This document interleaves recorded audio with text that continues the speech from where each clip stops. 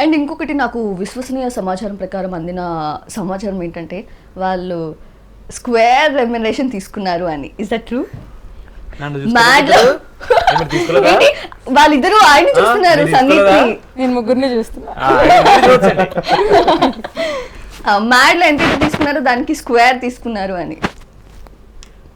మీ budget లో 70% వాళ్ళ remuneration వెళ్ళిపోయింది. అంటే మరి గోవాకి వెళ్ళి అక్కడ ఖర్చులు అవి ఉంటాయి కదండి, కొంచెం తీసుకోవాలి కదండి, అలా తీసుకున్నారు. మరి ఎక్కువ స్క్వేర్ కాదా అండి? మీరు అది అడుగుతుంటే మాకు ఇప్పుడు కొత్త ఐడియా వస్తుంది, క్యూబ్ కి క్యూబ్ తీసుకోవాలా అని. ప్లీజ్ క్యూబ్ ఉండదేమో.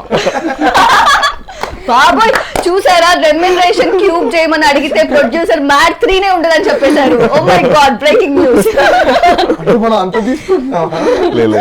సరే ఇప్పుడు మీరు చెప్పండి, ఈ మధ్య ట్రెండ్ అది అనుకోవచ్చు నాకు తెలిసి, సినిమా రిలీజ్ కి ముందు రెమ్యునరేషన్ తీసుకోవటం, సినిమా రిలీజ్ అయిన తర్వాత ప్రాఫిట్ షేరింగ్. సో రెండిట్లో ఈ మధ్య ప్రాఫిట్ షేరింగ్ తీసుకున్నారంట. సో మీకేది బెటర్ అనుకుంటున్నారు? షేర్ తీసుకునేంత పెద్ద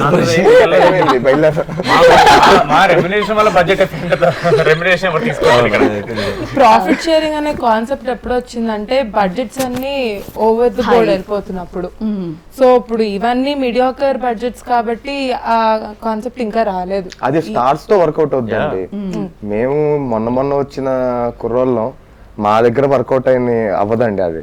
అది స్టార్స్ అయితే వాళ్ళ రెమ్యునరేషన్స్ ఆర్ హయ్యర్. వాళ్ళ రెమ్యునరేషన్ హై ఉంటుంది, దాంతో పాటు సినిమాకి కూడా బడ్జెట్ హై ఉన్నప్పుడు ఎలా తక్కువ చేయాలి అనుకున్నప్పుడు వస్తుంది ఆ sharing. Just blessed to be part of mad square అండి. ఒక స్టార్ హీరో మూవీకి ఎలా స్పెండ్ చేయాలో they didn't do any less. So obviously if they are giving us that much, అంత మంచి సినిమాలో మమ్మల్ని పార్ట్ చేసినప్పుడు మేము షేర్లు అడిగి మేము క్యూబ్ లో స్క్వేర్ లో తీసుకున్నది it's not fair. 10 years 5 years మీరు కూడా profit sharing. I hope you all be there. I wish. Thank you అందులో నాకు కూడా ఒక 2%.